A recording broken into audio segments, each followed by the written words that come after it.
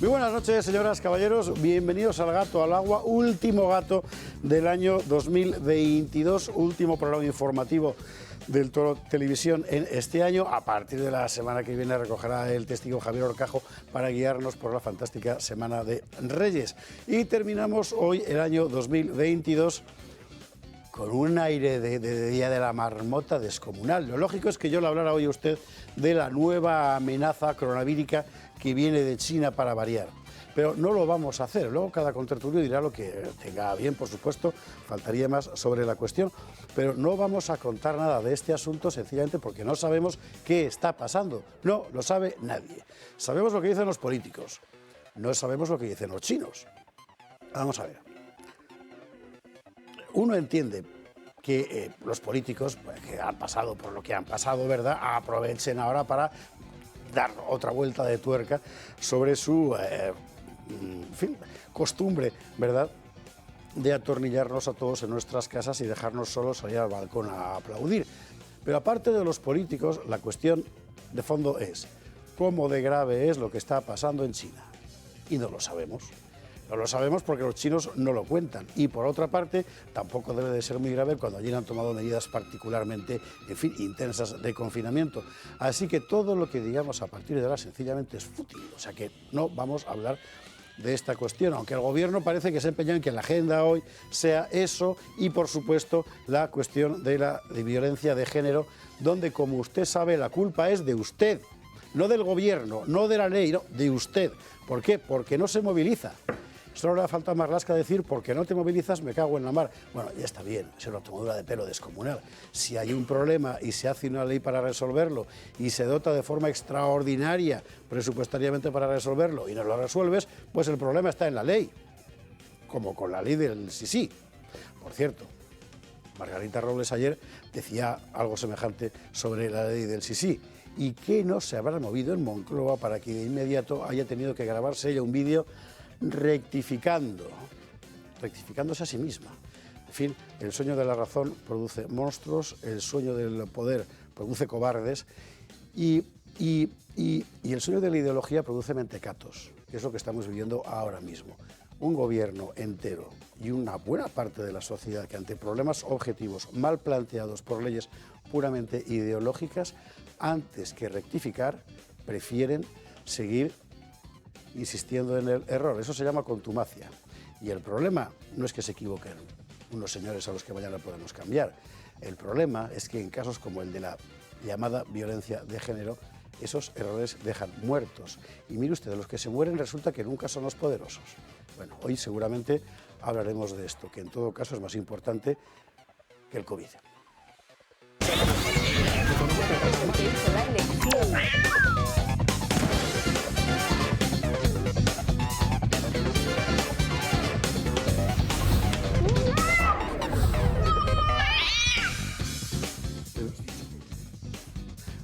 Vamos a ver qué menú tenemos hoy en este último día del año, que si usted ve el temario parece que era el del año pasado. Pero bueno, la realidad es circular, ya lo decía Nietzsche, el eterno retorno de lo idéntico, ¿verdad? Titulares.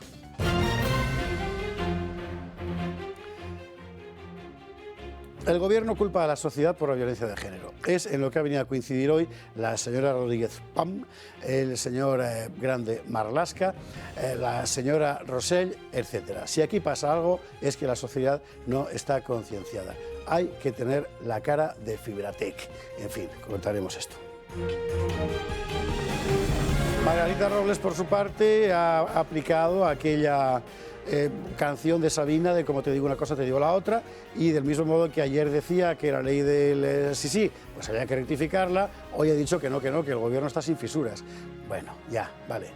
Mire, casi mejor que no profundizar, ¿eh?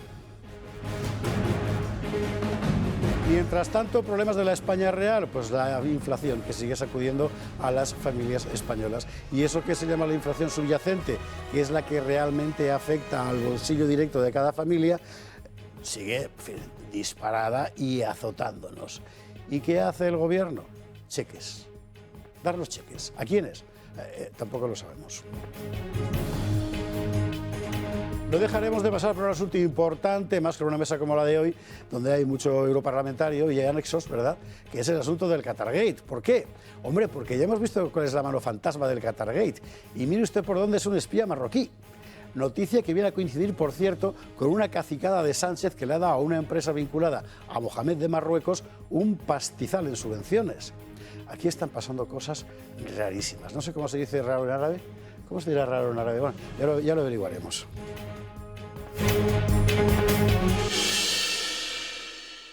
Bueno, lo averiguaremos en compañía de nuestros contertulios de esta noche. Don Enrique Calvet, muy buenas noches, ¿cómo estás? Pues muy buenas noches a todos, telepacientes e ilustre mesa. Antes de que salgamos de Pepitao y por si en algún momento hay aquí alguna celebración vinatera, deseo muy feliz año 2023 en lo personal a todo el mundo y a nivel no personal que en 2023 no pase lo que se espera. ¿Verdad? Que el 2023 no sea lo que parece que va a ser. Exactamente. Enrique, bienvenido, gracias. Don Rodrigo Ballester, recién llegado de Budapest. En este momento 6 grados centígrados en Budapest. Acabo de verlo en el móvil. Bueno, entonces aquí. 6 o menos porque 6. se pone el sol antes, pero creo que durante el día estaban a 10, ¿eh? Un par de grados menos que Madrid. Eso está muy bien. Pero buenas noches y muchas gracias. Y sí, la verdad es que, bueno, noticias desde allí interesantes también. Me alegro que podamos hablar también un poco del Qatargate, porque ahí también resuena con cierta sorna. Claro, sobre todo en Hungría. Como usted sabe, si usted se pierde el gato de los húsares, mal hecho. Pero Rodrigo Ballester, que es el director del Instituto Matías Corvino de Budapest, cada vez que viene a su suelo natal, pasa por aquí. Y ha coincidido en estas fiestas, como es lógico que estaba, en casa, así que en su casa, en el gato. Bienvenido. Muchas gracias. Gracias, Rodrigo. Doña Teresa Gómez, muy buenas noches. ¿Qué tal? Buenas noches. Raro en árabe, Nadir, que lo acabo de buscar yo también. ¿Nadir? Sí. Nadir no es el... No, pues es Nadir, o sea, lo acabo de buscar en Bueno, Google. Google, no te fíes tú mucho de Google, no te fíes mucho de Bueno, Google. eso, así se pronuncia, no sé si... Y caos, fauda.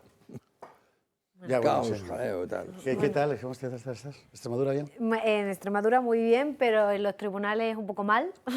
Entonces no he podido bajar mucho tiempo a Extremadura. He bajado para Nochebuena y para Navidad y poco más. Los Bueno, ya tribunales, un poco mal, ¿a qué le han condenado? ¿A qué le han condenado? No, a ella usted? no. Es al revés. Es que creí que le habían condenado a algo. Las ¿no? togas preguntan a Teresa a quién hay que condenar. ¿Tenéis ya el pleno, no? ¿Jura mañana? Mañana el juran consti? ante el rey, ¿no? Ya. Los 4 nuevos miembros y miembras? ellos toman posesión del cargo el día miembros. 9 de enero, según me dicen Miembros no fuentes existen. judiciales, que el acto se celebrará el 9 de enero. ¿Y quién crees tú que va a ser el presidente? Parecen niños, niñas y niños. A ver, ¿Balaguer o Conde Pumpido? Este es donde está la cosa. ahí la clave la tiene María Luisa Segoviano, que es esta Claro. juez del Tribunal Supremo, una juez feminista. Ella prometió a los vocales del Consejo General del Poder Judicial, los nombrados por el Partido Popular, que si llegaba al Constitucional iba a apoyar a Balaguer. Por tanto, si cumple con su promesa, ganará Balaguer. Si esta magistrada decide traicionar a los vocales que le nombraron, pues ganará Cándido Conde Pumpido. Está muy reñido, o sea, son 11 actualmente porque el Partido Socialista tiene bloqueada la renovación del Constitucional, que le tocaría al Senado nombrar a un miembro, la plaza que dejó Alfredo Montoya, que casualmente es un miembro propuesto por el PP.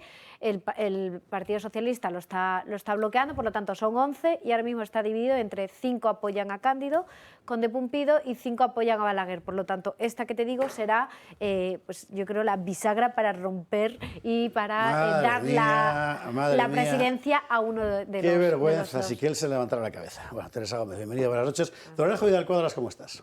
Buenas noches. Primero de todo, quiero unirme a los buenos deseos del resto de participantes esta noche. Los buenos deseos de un feliz 2023 para todos nuestros amigos del gato. Sobre el Tribunal Constitucional, hay una forma muy sencilla de solucionar todos estos problemas de interferencias políticas. Véase el ejemplo de Lucía Díez y de Campos. Vamos a ver, por ejemplo. Sería muy razonable modificar la ley y decir, no podrán ser magistrados del Tribunal Constitucional personas que hayan desempeñado un cargo político, no sé, 5 años antes de 5 o su 10 años antes. Bueno. Es decir, el problema no es tanto la forma en que se les elige. El problema es que no hay una serie de requisitos bien tasados que evitarían todos estos problemas. Lo digo porque esta es una cuestión que no se menciona. Y yo he oído a algún jurista ilustre poner el acento precisamente en eso. Bastaría que hubiera un catálogo de requisitos perfectamente tasado para que no hubiera ninguna discusión. Los nombramientos serían todos prácticamente automáticos y, por supuesto, sin interferencia política. Si no lo hacen, es porque no quieren. Y usted dirá, pero eso no garantiza que no tengan ideología. No, sí está muy bien que tengan ideología. El problema no es la ideología, el problema es la presunción de sumisión personal. Claro, si tú acabas de desprenderte de la mano generosa del líder hace 2 meses y vas a parar a otro lugar, lo lógico es pensar que la mano generosa del líder siga proyectando su sombra sobre tu conciencia.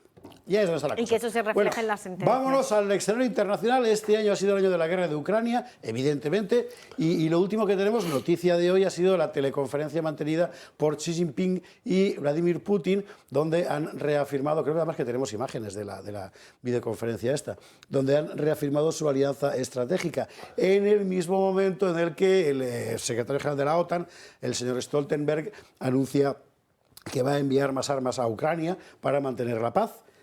La verdad es que como jeribeque retórico tiene su gracia, pero bueno, es lo que es, en lo que está. Y realmente, bueno, pues ahora mismo nadie sabe lo que va a pasar. A lo mejor lo sabe Rafael Bardají. Rafael Bardají, muy buenas noches, ¿cómo estás? No te escucho y creo que no es por mi oído. ¿No me oís? Ahora perfectamente, sí señor. Vale, Sí. Perdona, no, muchas gracias. ¿Qué tal? ¿Cómo estás? Muy bien, un poco ya de vacaciones, gracias a Dios, y esperando que el 2023 sea algo mejor que el 2022.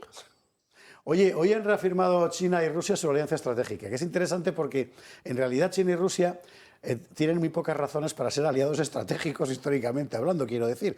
Son las circunstancias, digamos, quienes los han convertido en socios, ¿no? ¿Qué relevancia le das a esta puesta en escena de hoy? Bueno, yo creo que es la continuidad de lo que veníamos viendo, ¿no?, en los últimos meses. Es decir, es un apoyo distante de China a Moscú, ¿no?, y una clara posición hegemónica y de poder del líder chino Xi Jinping sobre Putin. Pero no creo que eso sea ni una gran novedad ni un gran cambio, ¿no? Lo que estamos viendo en estos días es un recrudecimiento en el terreno de los ataques, no ya porque se esté en una estrategia de ganar la guerra, me da la sensación, sino porque vamos encaminados a unas negociaciones, ¿no? Y lo que está intentando la gente es conseguir el mayor número de bazas sobre el terreno y políticas y de apoyo para llegar a las negociaciones con una posición sin tener que hacer grandes concesiones, ¿no? El envío el anuncio del secretario general de la OTAN, bueno, ya había sido anunciado por la Casa Blanca, ¿no?, con anterioridad, tampoco es una gran novedad, pero estamos llegando a los límites realmente de lo que se puede aportar en términos financieros y de apoyo militar a Ucrania, con lo cual yo creo que vamos encaminados sí o sí a unas negociaciones en primavera y habrá que ver entonces cómo se negocia, qué se negocia y cómo se garantiza el resultado de esa negociación, ¿no? Yo creo que ahí es lo que vamos a pasar y vamos a tener que ver con detenimiento en el 23, ¿no? Sobre esa cuestión te quería preguntar precisamente, pero ya te has contestado tú solo, porque este anuncio de Stoltenberg en realidad da la impresión de que hay que meterlo más bien en el cajón de los intercambios previos en una negociación, a ver quién ruge más fuerte, ¿verdad?, que en el otro cajón de es que voy a por ti.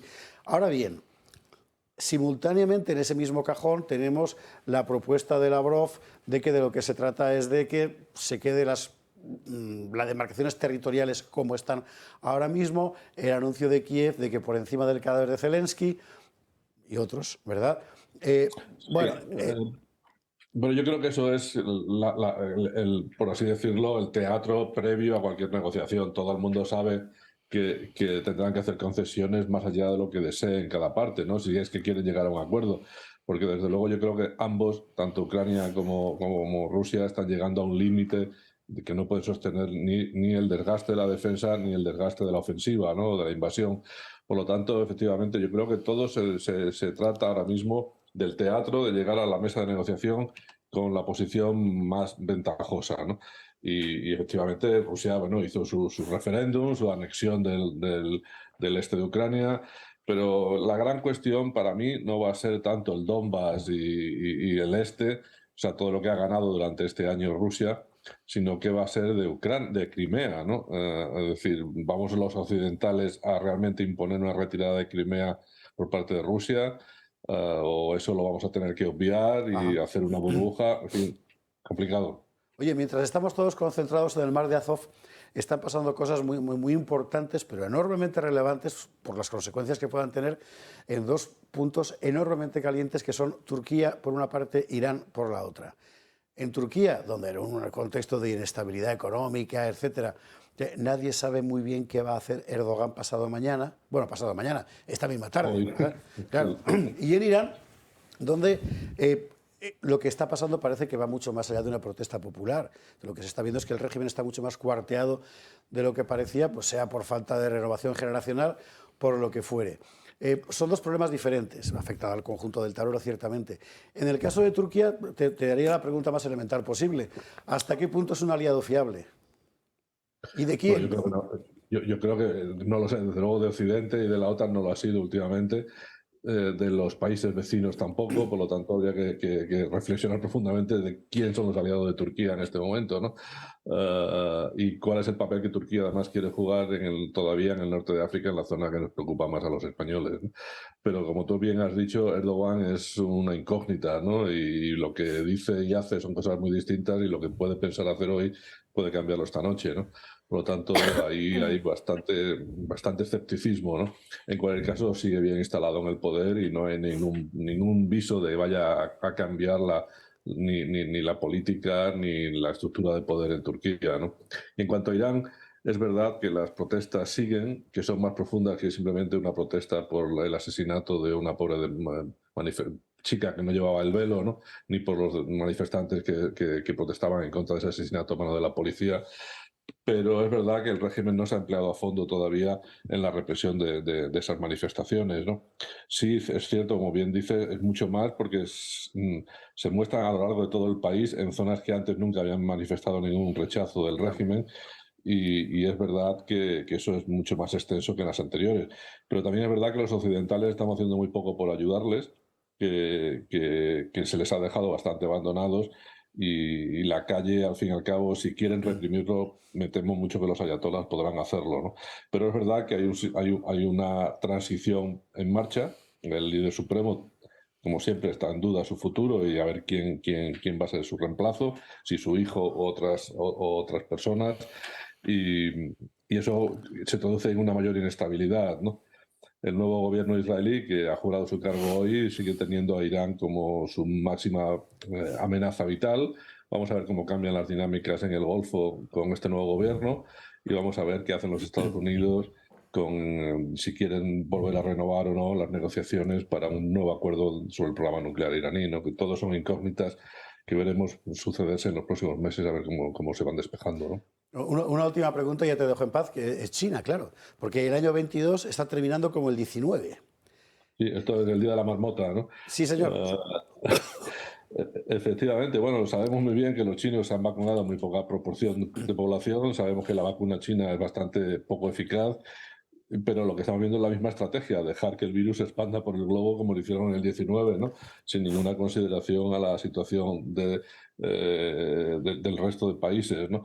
Y tal como dice aquí el gobierno, de que no se van a tomar medidas de control a los chinos cuando abran ellos las fronteras, me parece poco apropiado, dada la mala experiencia que tuvimos en los primeros meses del 2020 con los aeropuertos, ¿no? Y los vuelos viniendo de China, ¿no? Que eran todos una bomba de contagio. Pero quiero creer que, como también dicen algunos científicos, gracias a la inmunidad de rebaño que hemos alcanzado en gran parte de la población, cualquier impacto será menor que lo que sucedió en el 2020 y que no tengamos que repetir ni mucho menos las barbaridades que se hicieron de controlar a la población como se hizo en el 2020, ¿no? Rafael Bardají, que tengas una feliz salida de año, que 2023 no sea lo que parece que va a ser y en todo caso aquí seguiremos llamándote para darte la tabarra y eso. Muchas gracias a vosotros. Feliz año. Un abrazo muy fuerte, Rafael. Feliz año. Y sabe usted Gracias. que puede leer los artículos de Bardají, entre otros lugares, en gaceta.es semanalmente. ¡Qué paisaje, eh! Sí, la verdad es que es un panorama de gran complejidad. En Ucrania hay un punto clave, que es si Occidente, la OTAN, Unión Europea, quieren que Ucrania gane la guerra o quieren que no la pierda.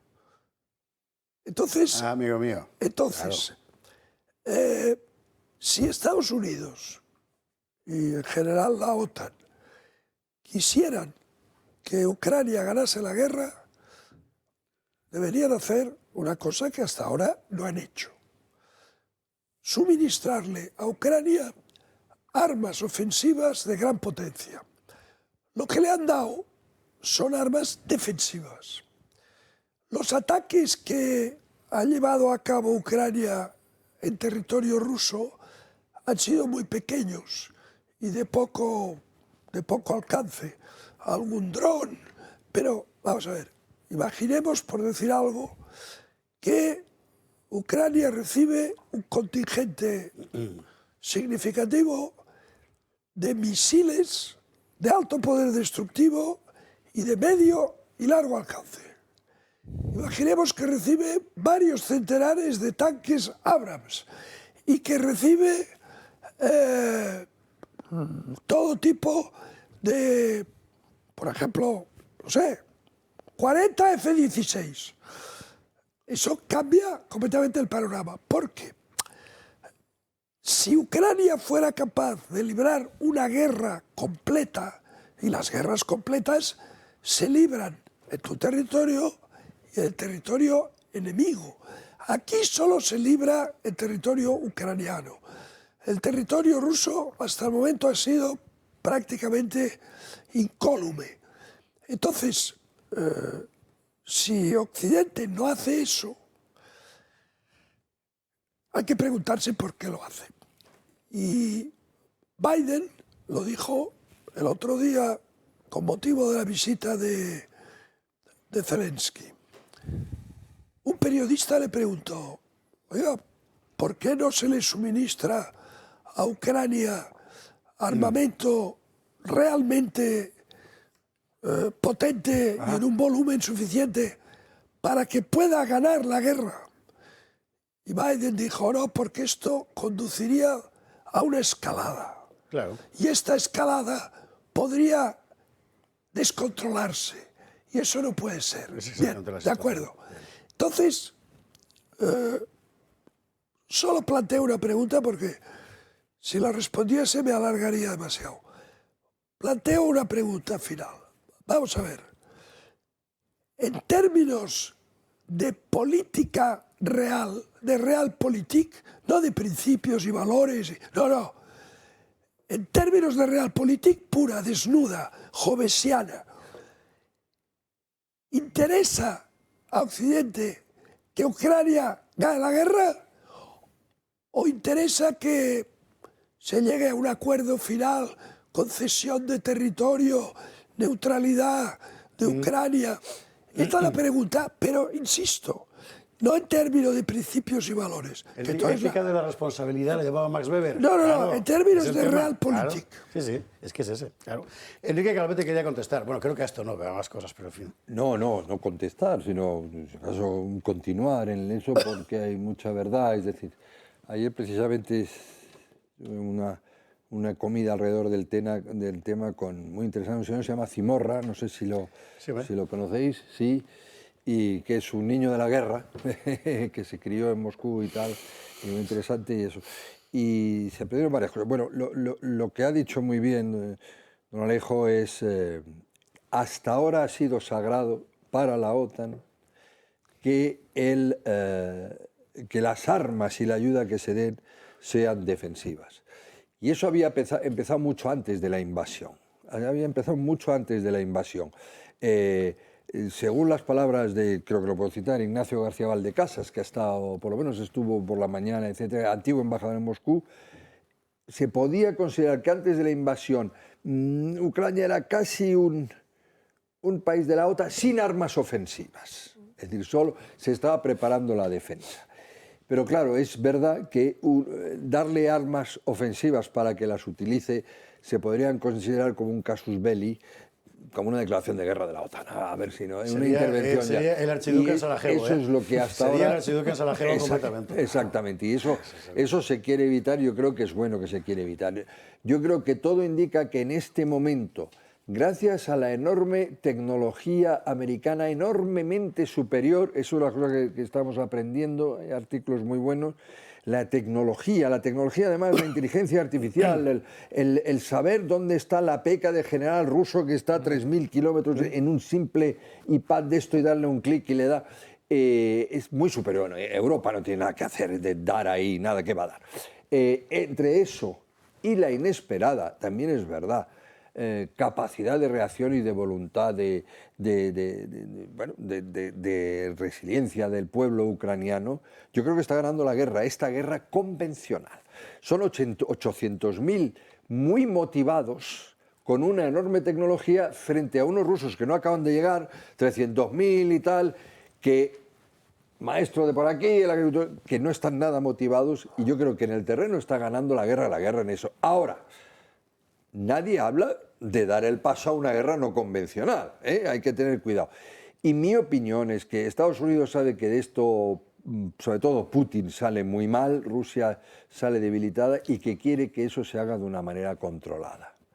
O sea, una especie de barajuste absoluto en Rusia ahora, que no se sabe muy bien si es la KGB la que se va a cargar a Putin, si no sé qué y tal. Entonces yo creo que va a intentar hacerlo de manera controlada, que son las negociaciones que decía Bardají. ¿Cómo se ve desde Budapest? Lo que ha dicho Alejo de la realpolitik se ve de una manera muy pragmática. Y mira, para dar un ejemplo, en la Unión Europea tienes la opinión muy pragmática de Hungría frente a la opinión muy idealista y también respetable de Polonia, ¿no? Y entonces en 2023 habéis dicho, dos contertulios han dicho, esperamos que no sea como debe ser, como está previsto que sea. Exacto. Y eso significa que, por ejemplo, lo más sensato quizás es empujar hacia una paz. Una negociación. ¿Pero qué paz? ¿Y qué paz? Exactamente. Pues una paz que implique en cesiones territoriales, probablemente. Pero digamos, ¿qué es la idea? Por favor, ya os habéis peleado, habéis resistido como jabatos. Perfecto, os habéis ganado el derecho a que os apoyemos, pero por favor, esto no puede seguir así, porque es que hay países que se están jugando 15 o 20 años de crecimiento económico. En 2023, las previsiones, ¿cuáles son? Pues una recesión brutal, precios de la energía que condenarían a no sé cuántas miles de pymes en Europa, no sé cuántas familias, etc. Este invierno de momento lo estamos capeando bien, pero el próximo, y si en el próximo no tenemos ni la mitad de reservas de gas, ¿qué pasa? Entonces, todas las previsiones apocalípticas para el 2022 de momento no se han cumplido. Yo creo que la situación está mejor de lo que pensábamos. Pero si esto se prolonga, el invierno 2023 podría ser el invierno apocalíptico. Y entonces, realpolitik, pragmatismo, significa también eso, condenar claramente a un agresor frente a un agredido, pero creo que llega el tiempo de las negociaciones. Así se ve en Budapest, así lo están, digamos, promoviendo la Unión Europea, apoyados también por Francia, creo, por cierto. Don Guillermo, es Guillermo, ¿verdad? No, es Rodrigo, pero ahora mismo. Puedes llamarlo como quieras, porque es muy... Don Rodrigo, perdón. Que eso pasa, estoy completamente de acuerdo, y además negociaciones que se pueden eternizar mucho. Es decir, yo creo que eso pasa, lo que se podría conseguir a corto plazo es un alto el fuego, que ya es mucho. Y el alto el fuego puede ser tan largo como el de Corea. Las dos Coreas realmente siguen en guerra, alto el fuego. siguen en guerra, es cierto. Alto el fuego Yo creo que es a eterno. lo que se puede aspirar en este exactamente. momento. Perdón, era una idea. Sí. Por cierto, paréntesis, ya que me lo has dicho esto, ves que el otro día contaba Jesús Trillo, y como está en Movistar, que es una de las casas que nos acoge, lo podemos contar con toda tranquilidad, sino también, pero en fin, contaba Jesús Trillo que se había quedado muy impresionado de ver las nuevas películas bélicas chinas de propaganda, Porque claro, tú estás acostumbrado a que pones la tele y siempre hay alemanes muriendo. Además, muchos y muy rápido, ¿no? Bueno, claro, ver de repente morir americanos a mansalva es una cosa insólita. Entonces, hay dos películas chinas... Es de mal gusto, incluso. ¿Verdad? Bueno, claro, Jesús estaba impresionado. Hay dos películas chinas, la batalla del lago Changjin 1 y 2, por otra parte, desde el punto de vista técnico, formidables, que están en Movistar, las puede ver ustedes dentro de las de estreno, francamente relevantes, largas, chino, en fin, la forma china de entender el tiempo es diferente, pero muy espectaculares, sobre la guerra de Corea, precisamente, una de las grandes batallas de la guerra de Corea, que vale la pena ver para dos cosas. Uno, por un ejercicio de proxemia, es decir, para darse cuenta de que, bueno, cuando de repente el que siempre es bueno aparece como malo, las cosas, ¿verdad?, bailan, y para ver lo que está pasando en China ahora mentalmente. Es muy interesante. Bueno, cierro el paréntesis, Teresa Gómez. Sí. Yo solamente quería añadir que efectivamente yo también creo que se está evitando un detonante que conlleve a una nueva guerra mundial, ¿no? Y se está dilatando en el tiempo este enfrentamiento en el que efectivamente, como decía Calvet, el gran debilitado mediáticamente es Rusia, porque parecía en un principio, cuando comenzó el enfrentamiento, que Rusia iba a terminar con esta guerra en cuestión de semanas y ya lleva meses, va a ser casi ya un año, pero finalmente la paz o la tregua que se den va a perjudicar a Ucrania, que va a ser quien va a tener que ceder territorio. Y me gustaría, no sé si lo vamos a comentar, pero la última parte que le has preguntado a Bardagil sobre China y sobre la situación y el futuro del 2023, también me gustaría poder comentarlo. ¿Sobre el China o sobre el COVID? Sobre el COVID. Pues no, yo ya he dicho que no lo había metido en sumario, así que si quieres, ya que dale, no se habla. Apúrale. No, ya he dicho que del COVID no se habla. Que del COVID no se habla porque no sabes qué decir, pero no hay nada real. En este programa hay censura, Teresa. No se habla del COVID. Frase, Alejo Vidal Cuadras, te vas a quedar sin turrón. En la misma frase en la que he dicho esto no vamos a hablar, he dicho, y luego cada contertulio dirá lo que le da. Bueno. Además siempre ponen ahí como una franja diciendo, no nos hacemos responsables de lo que eso lo he puesto por mí. Bueno, del COVID no se puede hablar porque el COVID no existe, pero podemos hablar de la COVID, la enfermedad COVID y del SARS. Que es el SARS-CoV-2, efectivamente. Bueno, ¿te interesa? No, yo solamente quería apuntar ahí que estamos en la misma situación que en el año 2019, ¿no? Que no tenemos nada de información, efectivamente, y que por lo tanto tengo la sensación de que no hemos aprendido o nuestros políticos no han aprendido absolutamente nada. Y que nos decían, ¿no?, que era muy importante tener que vacunarnos para conseguir la inmunidad. Y entonces, supuestamente, si hubiésemos conseguido esa inmunidad de grupo, no tendríamos ahora ningún problema, ¿no?, en que entras en chino que estuviesen es que pues precisamente por eso yo hoy no quería meter el COVID en el sumario. Claro, vamos a ver. También se decía Oye, y no soy ninguna negacionista, que estoy vacunada, pero... Yo me declaro negacionista formal de todo, sobre todo cuando lo dice un político. Vamos a ver, China ahora mismo. ¿Sabemos cuántos muertos hay en China? No. ¿Sabemos si el gobierno chino toma medidas de confinamiento estricto? Que hasta hace 2 meses las tenía. No. De hecho, toma las contrarias. Ahora lo ha levantado. Bueno, pues oiga, ¿qué quiere usted que le diga? Tenemos elementos de juicio materiales para que salga la señora Darias poniendo cara de China, ¿verdad? Es que además he puesto cara de China cuando lo contaba. Para decir que bueno, las medidas contundentes... Miren, una medida que luego, cuando llegue el 8M, por supuesto, se levantarán y se olvidarán de estas medidas. Entonces... En fin, así que por eso yo he dicho que hoy no hablamos de COVID, porque flatus vocis. Claro. Sí, lo que parece, por lo que se trasluce, porque la información que da China es más bien parca. Y además viene en chino. Entonces, por lo que se trasluce, lo que hay en China es un fracaso del sistema COVID-0. Eso ha fracasado. Pero totalmente. Ha fracasado. Y no ha fracasado precisamente porque el gobierno chino no haya apretado las tuercas, porque, vamos, ha hecho auténticas salvajadas. Es que la transmisibilidad del virus es altísima. Y por mucho que pongas medidas de eso, no funcionan.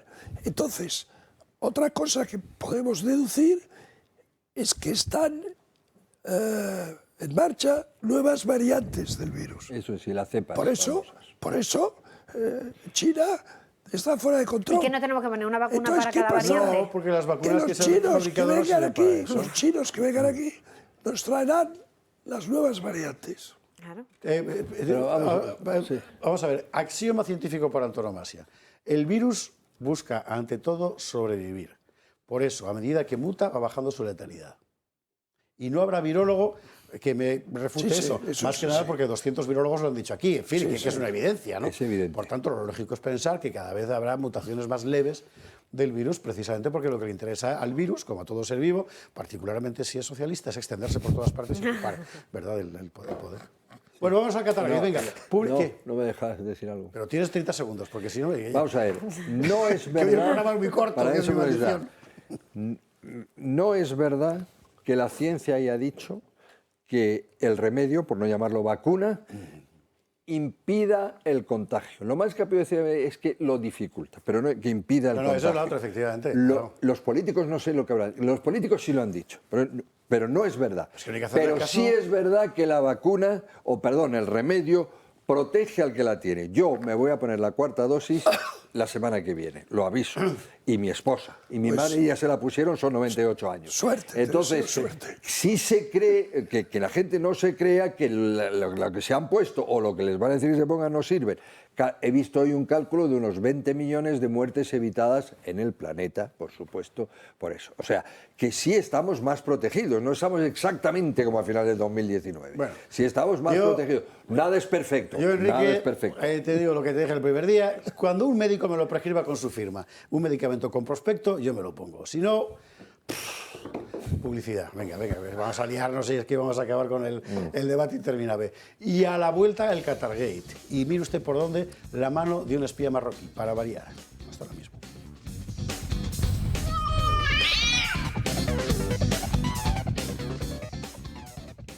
Estamos de vuelta y vamos a entrar en el asunto del Qatargate, que es particularmente importante. Vamos, usted sabe que estalló en el Parlamento Europeo un escándalo de corrupción porque una vicepresidenta era. Sí. Socialista. Si digo que bellísima, siempre ella le dice machista y Machista. tal. Una vicepresidenta Ese dato socialista. es irrelevante. Si digo socialista, siempre hablamos de fascista, pero ya no sabemos qué decir. En fin, una bellísima vicepresidenta socialista del Parlamento Europeo, ¿verdad? La han pillado pringada, ella, la familia y no sé qué. Y a medida que han ido tirando, han ido descubriendo muchísimas más cosas. Mucha más gente pringada y no solo catarí que tiene, sino marroquí. Y aquí es donde la cosa empieza a complicarse. Borja García ha tratado, como un James Bond cualquiera, de acercarse a lo enredado de la maraña. Lo escuchamos. El escándalo de corrupción de Qatar, que ha sacudido los cimientos del Parlamento Europeo, tiene un nuevo protagonista, Marruecos. Así vemos cómo un agente del servicio secreto marroquí, Mohamed Belarrech, se ha convertido en uno de los actores clave de la trama. Este espía, con nombre en clave M118, parece ser el centro de una red que se extiende desde Qatar y Marruecos hasta Italia, Polonia y Bélgica. Es por ello que Rabat empieza a situarse en el centro de una trama que va más allá de un simple caso de corrupción. Belarrech es un viejo conocido y su nombre ha salido varias veces en informes sobre espionaje en Europa durante la última década. De hecho, podía ser la pieza clave para resolver uno de los grandes enigmas del Qatargate, el rastro del dinero.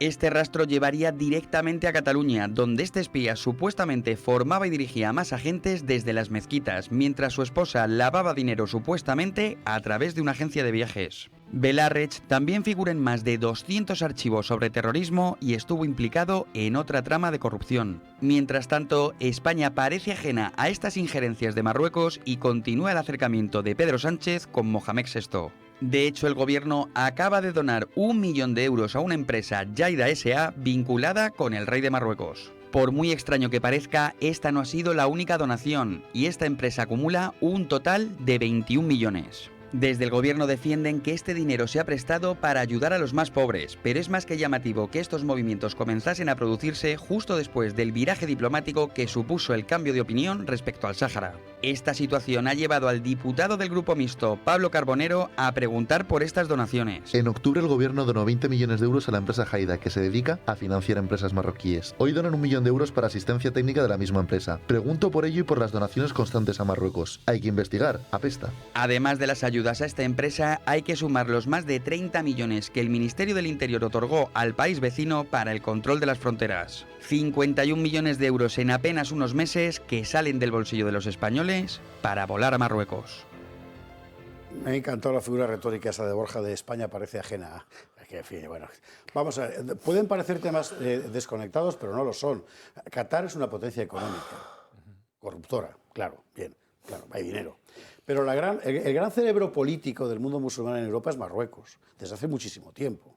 Porque es un país muy serio, que funciona muy bien desde el punto de vista de su proyección política, que tiene muy clara su visión de Estado, que se transmite de gobierno en gobierno y generación en generación, y que tiene su propia política, que es la suya. Evidentemente no es la nuestra, pero sí es la suya. Bueno, aquí tenemos dos ex eurodiputados, uno de ellos vicepresidente del Parlamento Europeo, y un señor que ha trabajado ¿cuántos años en el Parlamento Europeo? En el Parlamento 3, en la Comisión 13. Vaya usted. Así que Teresa y yo vamos a escucharles y luego diremos lo que nos parece el asunto de cómo veis vosotros la cuestión, porque aquí lo que se va viendo por personas interpuestas es una trama, es decir, es que, influencias y... A ver, en el Parlamento Europeo la defensa de intereses empresariales, sectoriales, nacionales, regionales... Ideológicos también. Es algo, sí, ideológicos. Es algo que forma parte de la vida parlamentaria y está reconocido en los tratados. Está reconocido en los tratados. Es decir, en los tratados hay 2 artículos donde dicen explícitamente que se pueden defender intereses de forma transparente y tal. Bien. Por tanto, los 15 años que yo estuve allí, y Enrique, que no estuvo tantos, pero estuvo unos cuantos, le habrá pasado muchas veces que una gran empresa, un sector empresarial, un Estado, un país tercero, viene a verte para defender sus intereses. Eso es legítimo en principio, claro. Eso lo sabe todo el mundo. Sí. Lo sabe todo el mundo que Enrique Calvet ha recibido a las eléctricas. Bueno, pues muy bien. ¿Cómo no las vais a recibir? Y de hecho se trata de que se sepa, además, que las ha recibido, claro. Todo esto bien, vale. se sabe, todo queda registrado, todo perfecto. ¿Cuál es el problema?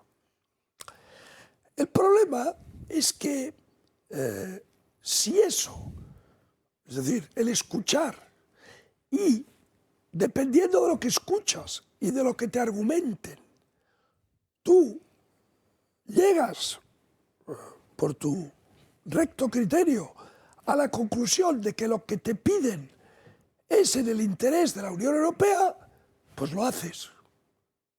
O sea, no pasa nada.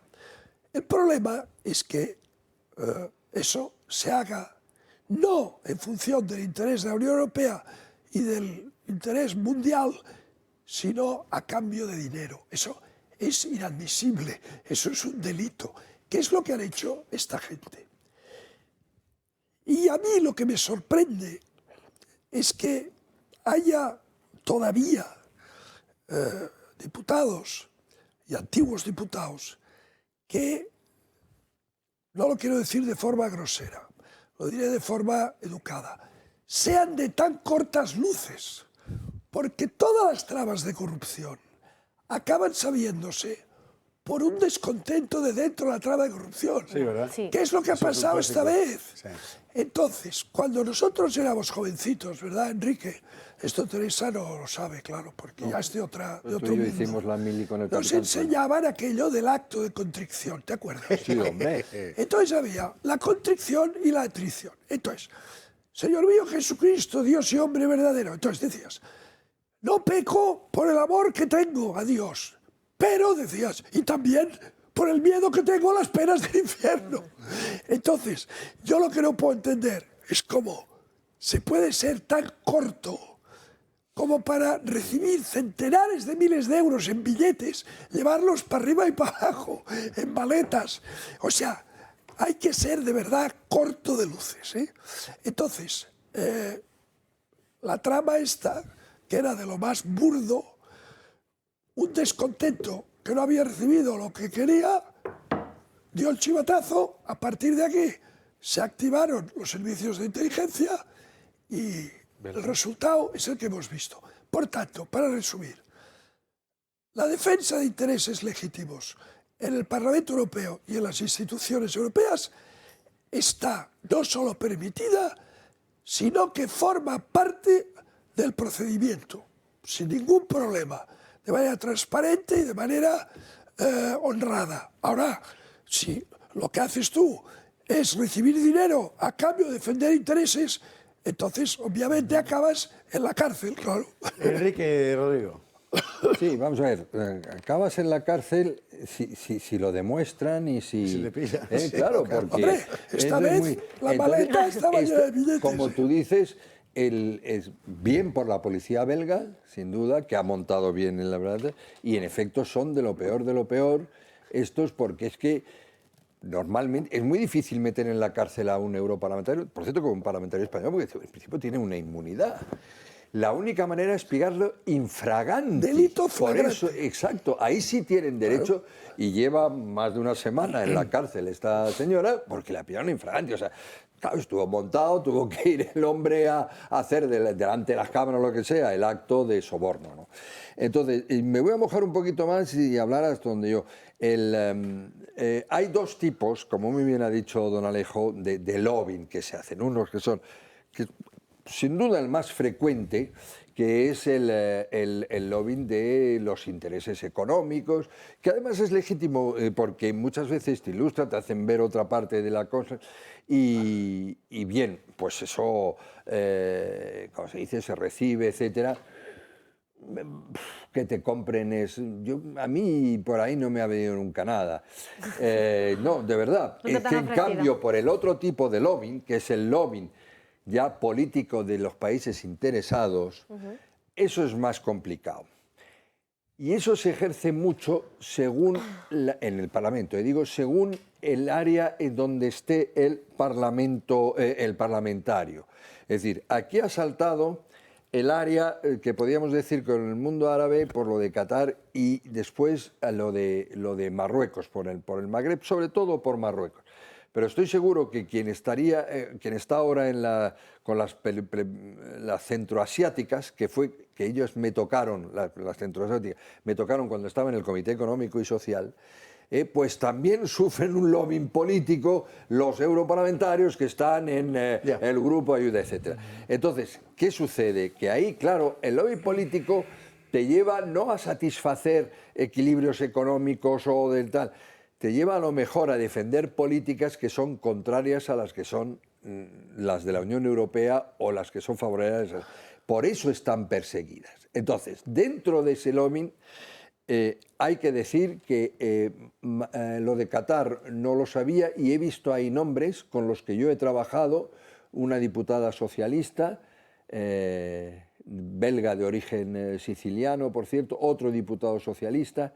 He visto al gran amigo mío, que es el secretario general de la Confederación Europea de Sindicatos, Vicentini. Me extraña verlos, no están en la cárcel, por lo visto. Me ha extrañado ver a alguno y a otro que conocía muy bien, no conozco a la griega ni a su novio, pero a otro que conocía muy bien, es que era evidente, y es el señor Panzeri. Panzeri, que ahora no lo es, pero que era el jefe de la delegación del grupo de amistad con Marruecos, donde yo luché por estar y me pasaron del de Palestina a Marruecos. Cuando estaba en el de Palestina me vinieron a ver los miembros del gobierno israelí. Claro, Pero lógicamente, ahí tal. claro. Y Panzeri aquello olía. Por cierto, he visto ahí en lo que decía Borja, ¿verdad?, que si Francia, precisamente Bélgica, Polonia, no sé qué. Francia, absolutamente, y no voy a decir nombres, faltaba más, pero supongo que él. He de decir una cosa, los servicios secretos españoles no son mancos, afortunadamente. Gracias a amistades sé que a mí me han vigilado y estoy muy contento de ello porque no tengo nada que reprocharme.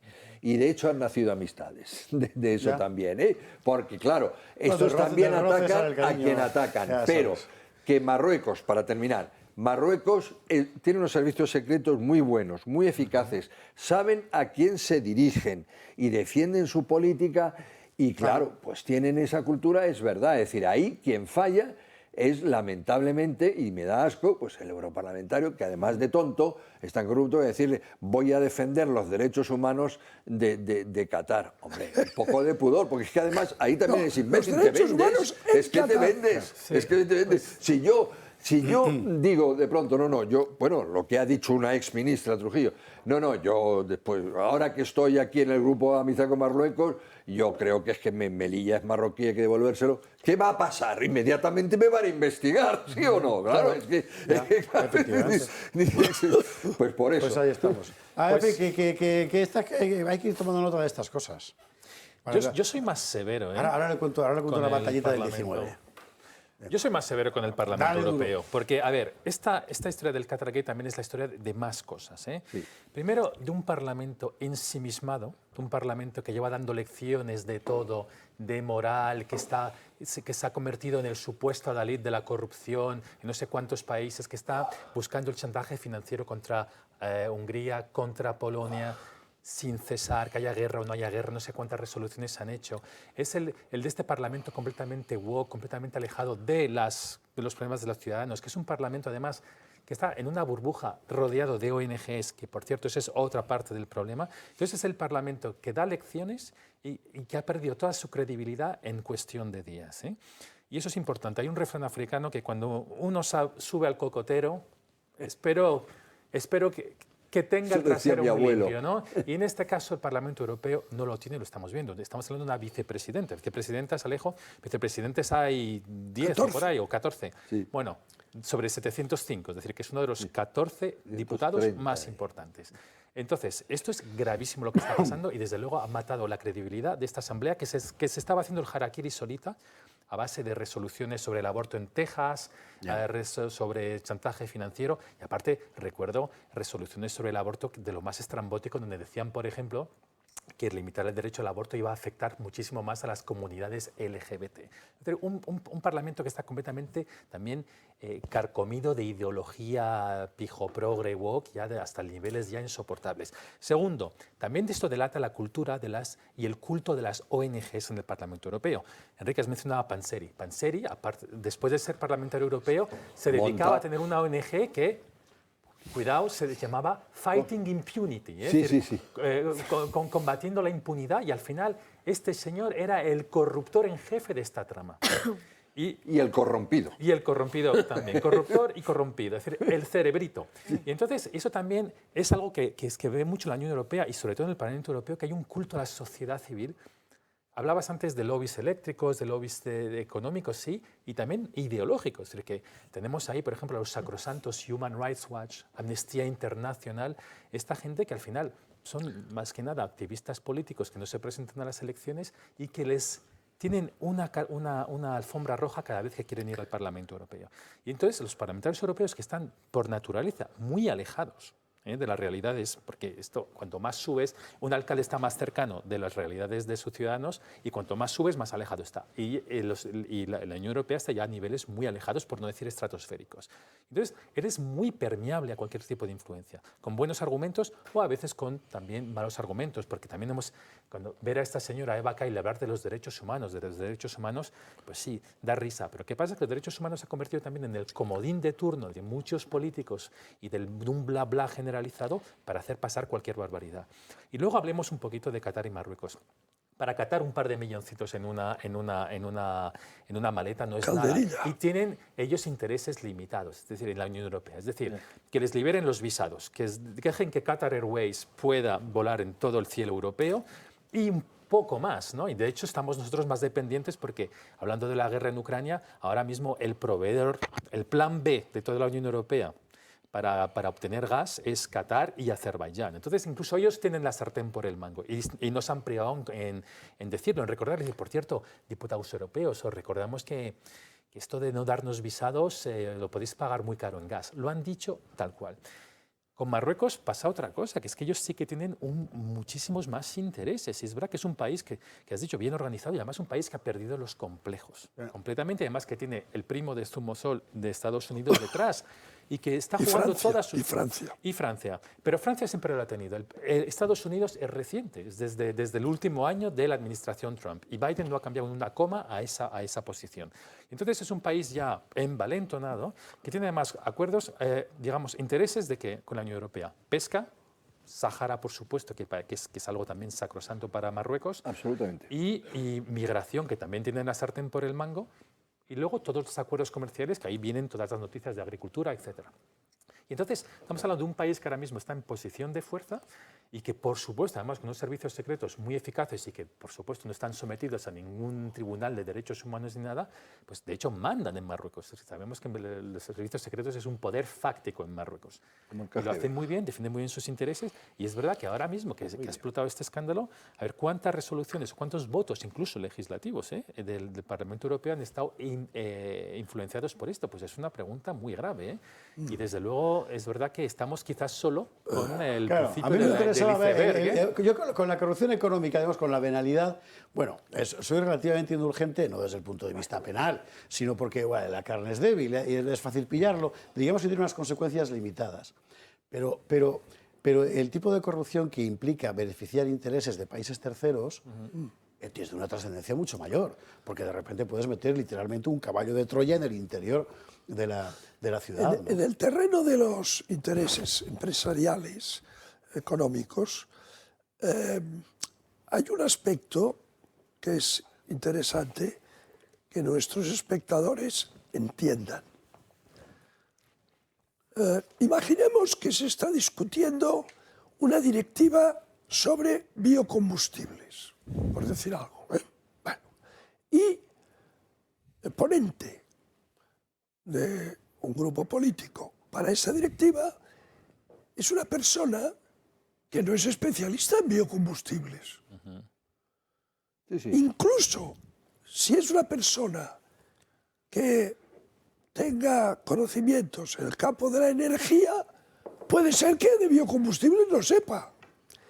Entonces, para ese ponente, recibir a las ONGs que defienden el medio ambiente, ¿no? Bueno, es una tarea documental, Greenpeace, claro. ¿no? Greenpeace. Es documentación, Recibir sí. a las grandes fabricantes de biocombustibles. Recibir es útil. a los de la industria automóvil.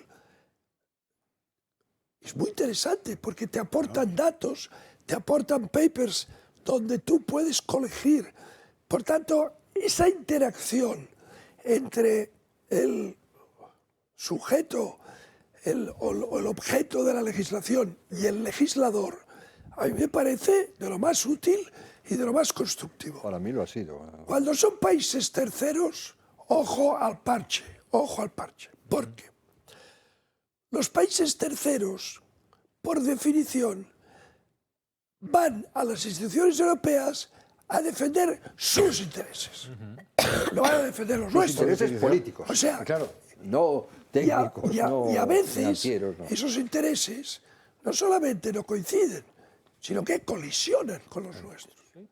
Entonces, vamos a ver, si Qatar quiere ser tratado benévolamente en los informes del Parlamento Europeo sobre derechos humanos en el mundo, bueno, eso tiene una serie de consecuencias. Y por supuesto, lo que un eurodiputado no puede hacer recibiendo a cambio dinero es maquillar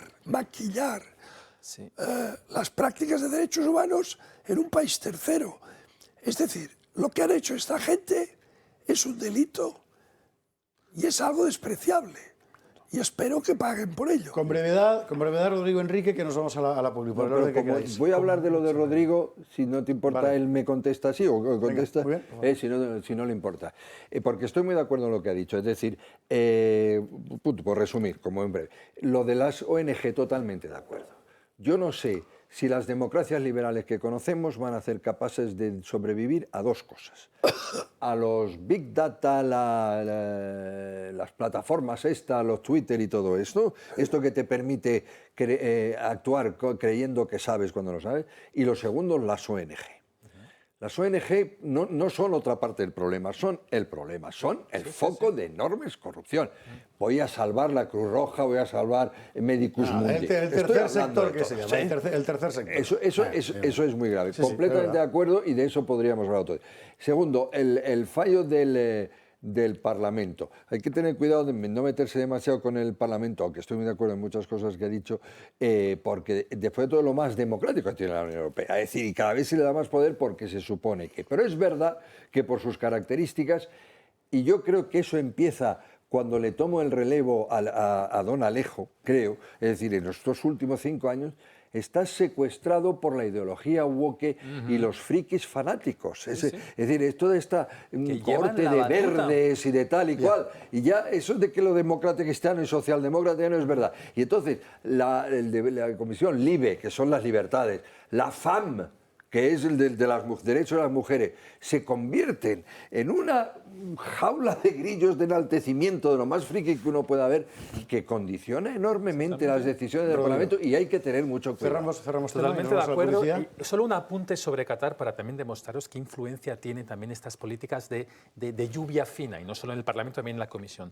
No olvidemos que Qatar es el principal valedor de los hermanos musulmanes. Qatar es el principal radicalizador de la juventud musulmana en las banlieues y en todos los suburbios de Europa Occidental. El número 1, por encima de Arabia Saudí, de Turquía, de cualquier otro. Y al final, ¿qué han conseguido? Pues que también la Unión Europea adopte un poquito su manera de pensar, sus eslóganes.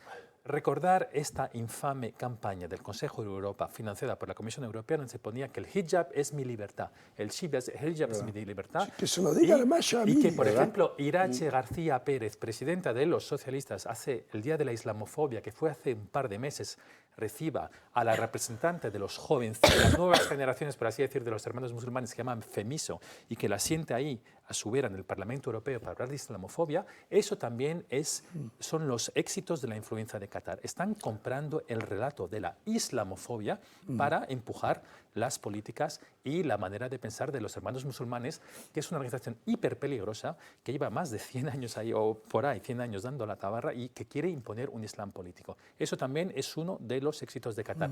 Por eso, qué estupidez ver a tantos futbolistas quejándose de la banderita arcoiris, cuando criticar a Qatar hay por lo menos 10 otros temas infinitamente más importantes que saber si ponen banderitas arcoiris o no. Nos vamos a la policía, que Teresa Gómez tiene que hablarnos de la ley de violencia de género. La batallita del 19 que le iba a contar es la siguiente. Es que me la recordó Alejo cuando estaba contando de las cosas crematísticas. Usted sabe que el primer queipo de llano importante de la historia es don José María Queipo de Llano, conde de Toreno, que era un revolucionario español de principios del 19, liberales exaltados, ¿verdad?, que escribió un libro maravilloso, Guerra y Revolución en España. Es un libro muy interesante porque mete en un solo relato la guerra de la independencia y la revolución que los liberales estaban tratando de hacer al mismo tiempo, ¿no? Bueno, este personaje, que es un gran personaje, era fundamentalmente un agente político y financiero de Francia. De Francia. Se exilia a París.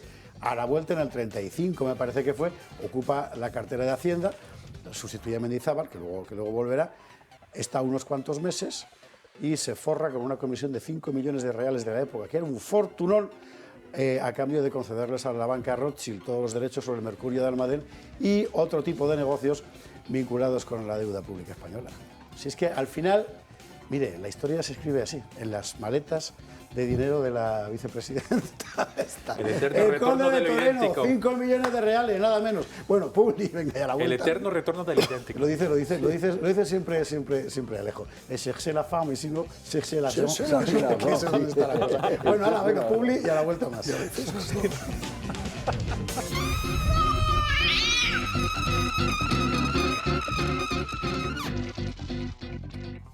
Estamos de vuelta y vamos con la cuestión de la violencia llamada de género, para los más radicales, terrorismo machista. Mire, vamos a ver, el tema, como hay muertos por medio, uno se retiene a la hora de hacer chistes, pero no me diga usted de verdad. En fin, bueno, digo que es noticia porque el gobierno ha querido que sea noticia. La realidad objetiva es que hay una ley dotada presupuestariamente. Recordaba el otro día Serafín Giraldo, policía, que es el único delito en España que tiene asignación presupuestaria fija, el único delito, ¿verdad? Bueno, que sin embargo no se resuelve. Sigue habiendo crímenes de este tipo. Es decir, hay mujeres mujeres que mueren a manos de sus parejas o exparejas. Y claro, como esto pasa sistemáticamente año tras año, una mentalidad racional, es decir, fascista, para ellos, ¿verdad?, se preguntaría, a lo mejor es que esto está mal enfocado. ¡No! Eres negacionista, si lo dices. Por el contrario, la reacción unánime del Gobierno ayer y hoy ha sido la de culpar a la sociedad española, que no está a la altura de los sublimes deseos de nuestro Gobierno. De verdad que es para encerrarlos en un frenopático, pero es como estamos. Por partes, Marlaska, ayer. No está de más recordar que tenemos, como todo, como el sistema, como todos, que ir mejorando, que saber que debemos denunciar, que todos somos responsables de la seguridad de cada uno de nosotros, que un vecino, una vecina, un amigo, un familiar, que esto no es un tema privado como se entendía antiguamente, no podemos volver a esa idea, que es un problema, una tragedia social que tenemos que afrontar como sociedad y que tenemos que tener muy claro que todos somos corresponsables. Y esto no es eludir responsabilidades. No, que va, es quitarte encima el muerto y nunca mejor dicho, con perdón. De los dos casos que hemos conocido, por cierto, los dos eran, pongo los datos encima de la mesa, de origen extranjero, el agresor, si no recuerdo mal, en uno de los casos la víctima y en otros casos inquilinos de viviendas ocupadas. Es decir, digamos, una caracterización social que tampoco es la mayoritaria en España, ¿verdad? Lo lógico sería que un investigador, ¿verdad?, que ve el problema y dice, bueno, aquí hay un problema en cierto tipo de núcleos sociales concretos. No, todos somos responsables. Los hombres en particular. Claro, es un poco de locura. La señora Rodríguez Pam, que no es un alias, sino perdóneme, su apellido, insistía en ello. Es simultáneamente todo eso y ese es verdaderamente el problema. E intentar entender que la violencia machista es una cuestión que atraviesa toda la sociedad y, por tanto, todas nuestras instituciones es probablemente lo que nos permita tener claves para enfrentarla de manera sólida. No podemos pensar que ante un caso de violencia machista lo único que hay es un delincuente o un asesino, sino que hay probablemente un entorno social que normaliza lo que está sucediendo y que a lo mejor, aunque vio indicios claros de esa violencia, no llamó antes a emergencias o al 016, seguimos sin conseguir que se enseñe en los colegios de manera obligatoria que la violencia de género está mal, que tratar mal está mal. Esto es lo verdaderamente importante. ¿Cuánto tiempo hace que no pisa la señora Rodríguez Pam un colegio? ¿Cómo que no se enseña? Pero si me lo enseñaban a mí de pequeño. Claro. O sea, para ella la cuestión está en los colegios. ¿Y la policía qué hace? Pues la policía se queja de que no tiene recursos. Ahora nos lo contará Teresa Gómez. Antes me gustaría que escucháramos a la señora Rosell, que es la que siempre lo lleva todo al rango del delirio. No en vano es jurista. Vamos. La violencia de género desde 2004 en este país y reforzadamente en 2007 desde el Pacto de Estado contra la violencia de género es un asunto público. Denunciarla, detectarla, informar de ella es un deber ciudadano, pero además es un deber ciudadano que salva vidas. De manera que también las fuerzas y cuerpos de seguridad y el sistema judicial ha de nutrirse de esa coordinación interinstitucional para dar una mejor derivación y una información más detallada, más concreta, quizá más territorializada a todas las víctimas, de manera que pueda haber un mejor sistema de prevención. Bueno, todo esto es palabrería, porque ¿qué significa que cada ciudadano tenga que llamar? Esta mujer es consciente de lo que está diciendo. Mientras tanto, de los casos que hemos conocido últimamente, la gran novedad de este año es que la mayor parte de las víctimas ya habían denunciado. Es decir, que las fuerzas del orden podían estar siguiendo esos casos. Podrían estar siguiéndolos si, vemos la información, tuvieran los medios que no les da el señor Marlaska y la señora Rosell. Porque es que esta es la cuestión. Policías invitan a Rosell a que visite unidades antiviolencia y deje de hacer propaganda, porque, corrígeme Teresa, el dato que yo había oído último es que estaban saliendo a gente por 500 casos, o una cosa así, una locura. Bueno, a policía por 52, sí, por 52 le he puesto casos. Le he puesto un cero de más. Sí. Bueno. Sí, pero aún así es bestial, ¿no? Mira, por dar datos objetivos, desde el año 2016 en el año 2016 hubo 49 mujeres asesinadas a manos de su marido, en el 17 50, en el 18 51, en el 19 55.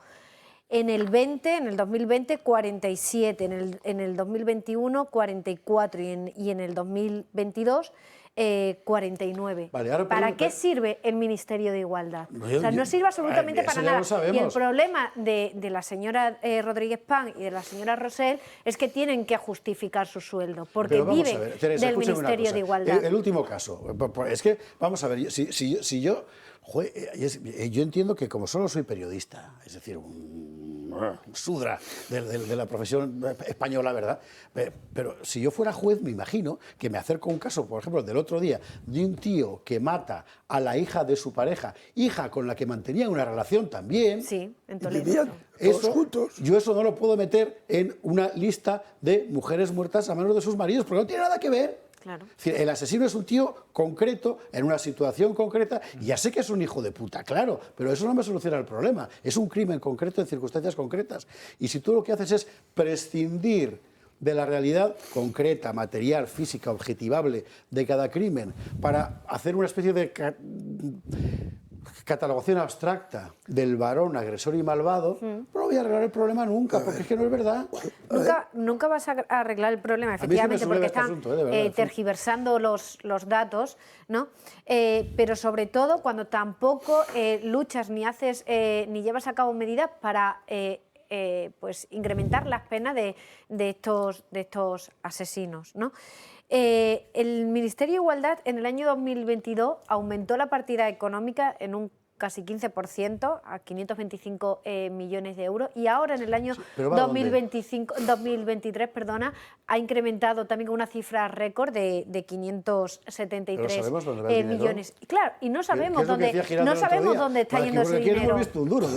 Porque no se está invirtiendo en seguridad para las mujeres que realmente están denunciando estos delitos, no se está invirtiendo en material, no hay policías que les puedan atender, hemos dicho un policía por 52 casos. ¿Dónde está yendo este dinero? Porque es que igual se está cometiendo un delito de malversación de fondos públicos. Ahora justamente el Gobierno acaba de crear un delito de malversación similar al que existía en el Código Penal del año 73, en el que se castigaba que una partida económica iba destinada a un bien X y lo destinaban a un bien y bueno, pues habría que investigar, de acuerdo con el actual código que ahora va a entrar en vigor el día 12 de enero, si en el Ministerio de Igualdad las partidas económicas que deberían estar destinadas a ayudar a estas o a invertir para que no se produzcan estos asesinatos, ¿dónde está yendo? Porque es que igual deberían estar imputada la ministra y el resto. Pero tiene que estar en Interior y Justicia, no en Igualdad. Yo te contesto. Es que el Ministerio de Igualdad no debería existir porque se ha demostrado que no vale para nada. Datos. El Ministerio de Igualdad del año 2020 al 2021, el número de funcionarios A1 pasa de 32 a 41. Bien. El número de funcionarios A2 de 11 a 22. Y el número de C1 de 5 a 27. En un año, el conjunto de empleados públicos a las órdenes directas de Irene Montero ha pasado de 69 a 118 en un año. Ya tienes explicado dónde va el dinero. A colocar a los amigos, ya está. ¿Vale? Sí, y uno de esos de A1 es, por ejemplo, la niñera de Irene Montero, a la que colocó con una A1 dentro de su ministerio. Vamos a ver, una serie de hechos que me parecen relevantes. Primero, es para investigarlo de oficio. España, en términos de violencia contra la mujer, es de los más bajos. Es de los países mejores del mundo. Sí. Estamos mejor que Suecia. Según la Fundamental Rights Agency mejor de la Unión Europea, que es muy woke. 48 mujeres asesinadas el año pasado, ¿no? 48 por hombres. Bueno, sí, 49. Esto quiere decir que son 2,4 mujeres por millón de mujeres, ¿vale? Entonces, en términos cuantitativos, es un problema que es de poca relevancia. En términos cuantitativos. Sí. Cada caso individual es un drama, pero digo en términos cuantitativos. Por ejemplo, si comparas el número de mujeres asesinadas por hombres o parejas o tal, con el número de jóvenes apuñalados, pues son muchas menos. O suicidios. Entonces, vamos a ver. Hay 600 policías dedicados a esto. 600. Porque el número de mujeres bajo protección son 30.000 y si cada policía se ocupa de 52, pues son 600 policías. Entonces, este problema, que en términos cuantitativos es muy pequeño, y repito, España está entre los mejores países del mundo, no le vas a dedicar 5.000 policías, porque entonces dejarías desatendido todo el resto de problemas. En resumen, esto es un montaje para forrarse unos cuantos y para colocar a los amigos.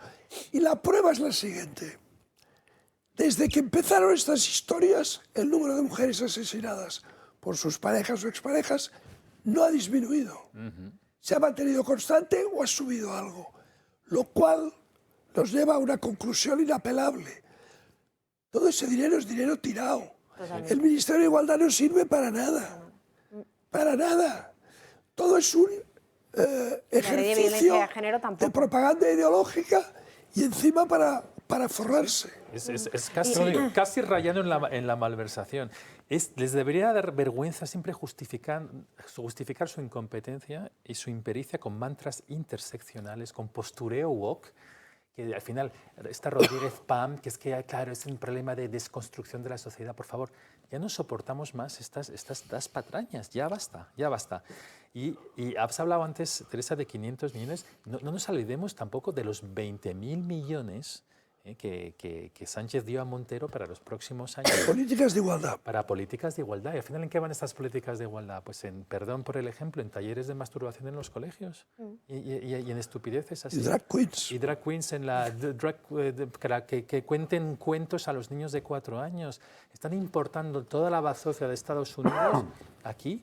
Y, por cierto, un apunte un poquito más personal sobre la Unión Europea, pero que todas estas políticas de género, lo que piensa Irene Montero es exactamente lo que piensa la señora von der Leyen. Es decir, que el voto PP ha ido para estos temas exactamente a promover las mismas políticas que Podemos. Y el último ejemplo, que hemos hablado un poquito de fondos europeos, condicionalidad con Hungría, la ley de protección de menores de Hungría, que prohíbe la promoción de dos cosas, la teoría de género y la homosexualidad entre menores en los colegios, para dar el derecho a los padres de educar como les da la gana. La última sorpresa de la Unión Europea es que está también supeditada a una condicionalidad. Cuidado. Entonces, se llama las enabling conditions, las condiciones habilitantes, y que si esa ley al final se mantiene, pues no les van a cortar todos los fondos estructurales, de los 22 billones, pero una parte sí. Entonces, estamos llegando aquí a un régimen autoritario financiero sobre temas exclusivamente ideológicos donde la Unión Europea no tiene ni medio milímetro de competencias. Es gravísimo. Además, la cifra de este año, 49 mujeres asesinadas, es exactamente la misma que en el año 2016. Es decir, es un síntoma más de que el Ministerio de Igualdad no sirve absolutamente para nada y ellos, como bien decías, Alejo, tienen que tergiversar la realidad y decir que es una cifra muy elevada y que estamos ante un problema que hay que incrementar más la partida porque tienen que justificar su puesto de trabajo, porque tienen que justificar también los enchufes y de sus amigos que tienen colocado dentro del Ministerio. Ya está, Enrique. No tienen otra razón para poder defender estos yo datos. para ir un poco a la raíz, porque a mí esto, como a todos nosotros, nos asquea y aborrezco de esos crímenes, pero reconozco que a mí me espanta también la barbaridad o la cantidad, que espero que no sea barbaritosa, de mujeres que vuelven todos los días a su casa con miedo de que le pegue, de que tal. Es decir, no hace falta, el asesinato ya es la aberración suma, ¿no? Pero dicho esto, yo creo que hay que ser serios. Es decir, en una sociedad, yo no sé si en Luxemburgo, ¿verdad?, pero en una sociedad de 47 millones de habitantes es como lo de COVID-0. Pretender que ese tipo de barbaridad aborrecible, vamos, de aberración no exista, no es realista. En ese sentido sí es un problema si quieres, pues cultural, antropogénico, es decir, bueno, como existe el cáncer o como existe. No quiere decir con eso que no haya que luchar para mejorar la situación. Y sí parece que la ley no es útil, es decir, la ley no es útil en absoluto. De un a priori ideológico, Claro, que es lo absurdo, es decir, conocemos los datos. Te voy a interrumpir, Enrique, mira, como luego te voy a dar la palabra otra vez. Bien. Conocemos, por ejemplo, los datos sobre el origen cultural de los agresores y las agredidas. Muy difícilmente, porque se ocultan. Conocemos la circunstancia socioeconómica de los agresores y las agredidas, muy difícilmente. Por eso te decía yo antes, Alejo, que los poderosos no mueren. Me refería a que no morían de esto, de COVID, ya sé que sí.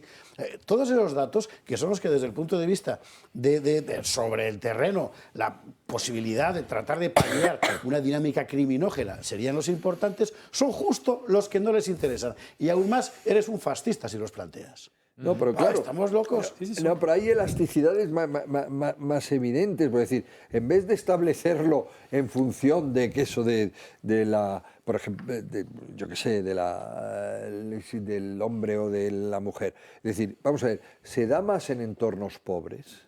Claro, por ejemplo, ve a vigilar eso. Que sería la visión de la izquierda antigua, por otra parte. Se da más en el mundo agrícola, en el mundo urbano, en el mundo de los arrabales urbanos, que yo creo. Eso es lo que tiene que primar, porque donde se puede decir que es un problema social, o será más en una población extranjera, o será más en una población extranjera. Eso te iba a decir, que cuando dice creo que es la PAM, cuando dice, no, pero es que en las escuelas, me dice, sí, pero es que resulta que los 2 últimos asesinos han estado en escuelas en países de origen, que son africanos, ¿no? Entonces, eso no funciona. Es decir, que la sociedad no es perfecta, que evoluciona, que hay rasgos derivados de donde has nacido, de la economía, de todo eso, que hace que esto nunca llegue a cero. Es verdad, si lo quieres decir así, pero hombre, tómatelo en serio con un poco de razón y de disciplina económica. No te sirva eso para hacer una causa general contra el heteropatriarcado. Pero es que precisamente me da la impresión de que esta ley, y luego lo veremos, perdóname, con el tema del solo sí es sí, no tiene otra función. Y por eso el PP dice la tontería que ha dicho Feijóo. Ya por encima de su cadáver van a quitar esta ley. Pero no se da cuenta, es lo que dice Rodrigo, es lo de Úrsula. Vamos a ver, la ley y el ministerio, a la luz de las cifras, son inútiles. No sirve para nada. Es dinero tirado y ministerio absurdo. O sea, pero eso no es discutible. Sí, es si en 2016, que yo te lo discuto. Si en 2016 murieron a manos de parejas o parejas los mismos que en 2022, es que todo eso no sirve para nada. Claro. Pero Alejo, para cualquier mentalidad racional. Pero ellos tienen una finalidad puramente ideológica. En este programa la realidad que estropea un buen mantra. Pero hay que explicar por qué para ellos. Pero hay que explicar por qué para ellos es importante. Ya nos diré otra cosa, Alejo, un elemento que hay que tener muy presente. Una sola cosa, es decir, bueno, dime una cosa y Alejo termina. Este problema horrible no lo arregla una ley. Bueno, eso claro.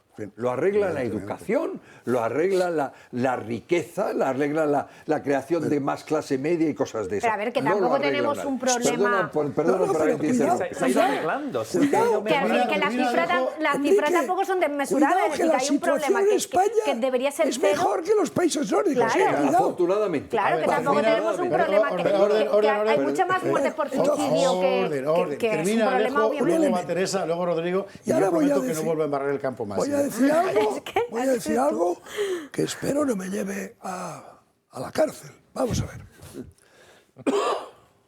Lo que hacen de estar todo el día hablando de eso provoca un efecto de emulación. Yo estoy convencido. Totalmente provoca un efecto de emulación. Sí. O sea, lo contrario a lo que ellos pretenden. Un efecto llamada. Si todo el día estamos hablando de eso, el individuo, el tarado que maltrata a su mujer y que la quiere dominar y ve todo el día eso, ¿sabes lo que se siente él? Importante. ¿Sabes esto que hago yo? Fíjate tú, es un problema crucial. Hablan de mí. A ver, soy importantísimo. Y esto le puede llevar a redoblar la violencia. O sea que lo hacen todo al revés. Todo lo hacen al revés. Teresa y Rodrigo, cerramos tema. No, yo solamente quería decir que que tampoco o sea, que es un problema porque la cifra debería ser 0 y hay que luchar y hay que invertir de una manera racional y que realmente sea eficaz dinero para que la cifra sea 0, por supuesto, pero que tampoco podemos comprarle ese mensaje a la izquierda de que estamos ante un problema muy superior al de otros que debería invertirse más porque el número de muertes es mayor en otros problemas que sí que deberíamos invertir, visibilizar y erradicar. Es puro cinismo, es exagerar un problema para justificar sus propios delirios ideológicos. Y esta gente tiene fobia a la realidad, son realidofóbicos. Y no dejes nunca que la realidad estropee un buen mantra woke. Y al final es lo que están haciendo, pero están elevando ya al nivel de políticas públicas y con 20.000 millones para gastar. Como el tema es muy importante, vamos a seguir hablando de esto a la vuelta de la publicidad. Pero la publicidad hay que hacerla. Sobre todo, porque después de la publicidad es cuando por fin nos van a poder poner la copa de vino. Y hay que brindar para despedir el año aquí en El Gato al Agua. ¿Con qué vino? Con Tejoneras, con nuestro vino de referencia, el mejor vino de pago de la Comunidad de Madrid, sin duda. Ya sabe usted que aquí hemos decidido liarnos la manta a la cabeza en este final de año y en lugar de contar pues el típico relato, la finca Tejoneras, 800 metros de altitud, suelo maravilloso de granito y pizarra, y todo eso, que usted ya lo sabe, vamos a hablar de vino, porque teníamos pendiente a lo largo de meses que Calvet y yo nos pusiéramos de acuerdo sobre con qué marida mejor cada una de las variedades de Tejoneras. ¿Sí? Bueno, no nos hemos puesto de acuerdo, pero yo os voy a contar cómo lo veo yo. Pero que lo interesante es ir desayunándolo botella a botella, y ir debatiéndolo. Ahí estamos. Bueno, vamos a ver. Uno, aquello que decía Talleyrand de cómo se bebe un brandy, se vierte tranquilamente en la copa, se aspira el aroma, se deja en la butaca y se conversa. Bueno, pues eso es el 750. Este es un vino absolutamente maravilloso. Lo puedes tomar con lo que quiera, solo o incluso aspirarlo, da igual. Bueno, si se lo bebe mejor, hace menos, el efecto es más lento que el del brandy de Talleyrand. Una maravilla, 750 gran reserva de Tejoneras.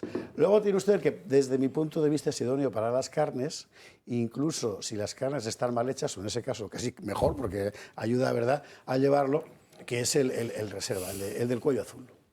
El del cuello azul es un vino excepcional para acompañar, sobre todo con carnes, para mi gusto. Luego ya dirá Calvet lo que le parece. Este es el del cuello azul. Luego, para grandes tenedores, tiene usted el Magnum, pero que el vino es el mismo. Ahora, no sabe usted lo rápido que se acaba y lo bien que sienta, porque eso, no te diré que como sin sentir, pero en fin. Y luego está el que para mí es ideal para picoteo tradicional español, desde torrendos a queso de brie, lo que usted quiera, que es el Agraz Crianza. El Agraz Crianza es un vino fantástico, sirve para absolutamente todo, y cualquiera de ellos le va a permitir a usted quedar como Baco, o sea, fenomenal. Ahora mismo la oferta que tenemos es la de el pack Tejoneras, que se lo vi a que le han puesto la letra pequeñita, de una botella de vino 750 gran reserva, 2 de vino Tejoneras reserva, 9 de la Agraz Crianza y 2 copas serigrafiadas Tejoneras, es decir, 12 botellas del mejor vino de Madrid por solo 99 euros, lo que significa que compra usted con un 30% de descuento. Además de esos 99, ahora en estos meses 5 euros van a la Fundación Madrina de Conrado Jiménez, que está haciendo un trabajo fantástico de acogida de refugiados de guerra de verdad, o sea, madres gestantes y niños de la guerra de Ucrania, que hay que vestirlos y darle material escolar y todo eso. Bueno, pues de esos 99 euros, 5 van para esta función. ¿Sabe usted que puede encontrar los vinos Tejoneras en toda España, en el Corte Inglés y en Madrid, además de en el Corte Inglés, en Alcampo Carrefour, Sánchez Romero y Distribuciones Adán? Y llame ya y empieza a probarlos. Y si usted quiere, luego nos escribimos y vemos si está usted de acuerdo con esta catalogación que hemos hecho aquí. Nos falta conocer el juicio de Calvet, pero eso ya será después de fiestas. Publi, y a la vuelta seguimos con este asunto. Y Margarita Robles, que donde dijo Diego ha dicho Diego, o al revés. Bueno,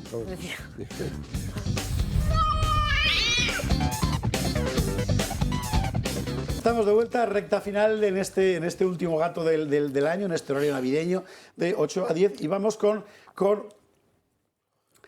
Margarita. Margarita se llama mi amor.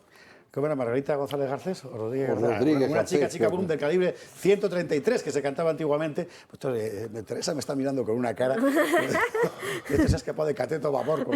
Bueno, vale, ¿qué pasó con Margarita Robles? Margarita Robles es una señora muy seria, o lo era.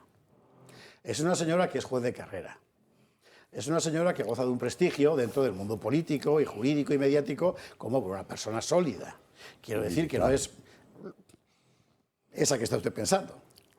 Pero claro, amigo mío, llegas al poder, te haces ministro, entras en un gabinete de frenopático y terminas haciendo cosas que son sencillamente indignantes. Y no es la primera de Margarita, pero esta ha quedado a la altura del betún. A la altura del betún. Y consiste en lo siguiente. Hablando de la ley del solo sí es sí, donde, como explicaba antes Alejo, para la ley de violencia de género, se verifica que es una ley que solo consigue el efecto contrario al que pretende. Bueno, desde el punto de vista racional, que era el que Alejo sostenía, Margarita Robles, que es una mujer de orden, va y dice esto. A lo mejor la ley del sí es sí, pues tampoco ha dado una respuesta adecuada. Cuando acabamos el año con esta situación de que hay más gente excarcelada de la que quisiéramos y cuando además vemos que la violencia se está disparando, creo que no es bueno echar las culpas a nadie y todos debemos hacernos la autocrítica. Este gobierno, unido plenamente y sin fisuras, está plenamente en ese compromiso de proteger y apoyar a las mujeres víctimas de la violencia. ¡Qué vergüenza! ¡Qué vergüenza! Bueno, perdona, hablando de vergüenza, vamos a ver. Esto que acabamos de ver dice muy poco en favor de doña Margarita. Hombre, ya. Pero, no se mira, extrapola hay el una cosa en este mundo que no se puede cuantificar, pero yo creo que es esencial en un ser humano, que es la dignidad. Claro. O sea, tú has de estar dispuesto a sacrificar cosas por tu dignidad, si no, no la tienes. Entonces ella tenía que haber dicho, no rectifico. Ya está, ¿qué crees? Vamos a hacer un ejercicio. ¿Tú crees que Pedrisco la hubiera cesado? Pedrisco. No la hubiera cesado. Vamos a hacer un ejercicio, por favor. Raquel, vamos a volver a ver las imágenes. Déjanos abiertos para ir comentando, porque es muy importante la puesta en escena. Es decir, vamos a verlo. Primero, ella habla en un acto institucional. Habla en un acto institucional, con militares, que podemos ir viéndolo, ¿verdad? Ahí está viendo usted cómo ella está hablando, además un escudo, me da la impresión de que es el que... ¿La Guardia Civil? Bien, sí, detrás, ella está hablando con, en fin... Detrás tiene la corona. Institucional. Y dice lo que dice. Y lo que dice tiene todo el sentido del mundo. Ostras, si una ley crea el efecto contrario al deseado, habrá que cambiarla. Y acto seguido tiene que irse a un rincón de su casa a hacerse un vídeo con la puerta de esa peli detrás, ¿verdad? Para decir, confieso que he pecado, no volverá a pasar. Sí, pero escuchad. ¿De verdad? Bueno, pero aparte de que trabajar en un gobierno presidido por este sujeto ya es perder la dignidad de entrada, esto lo que hace es demostrarlo, ¿no?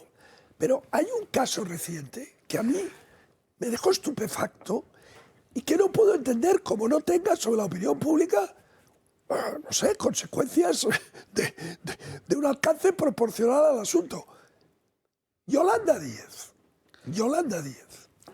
hace pocas semanas decía que bajar el IVA de los alimentos era una medida contraproducente porque solo beneficiaba a las grandes distribuidoras y a los supermercados y que no tenía ningún efecto beneficioso sobre las clases más necesitadas y tal. Acaban de hacerlo, acaban de bajar el IVA de los alimentos.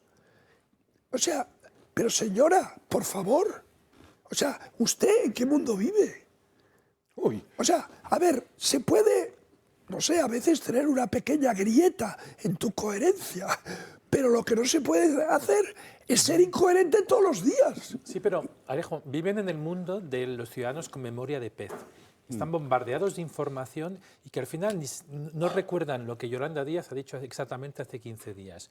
Eso es casi un problema cognitivo de las nuevas generaciones, que es que, de verdad, no hay memoria.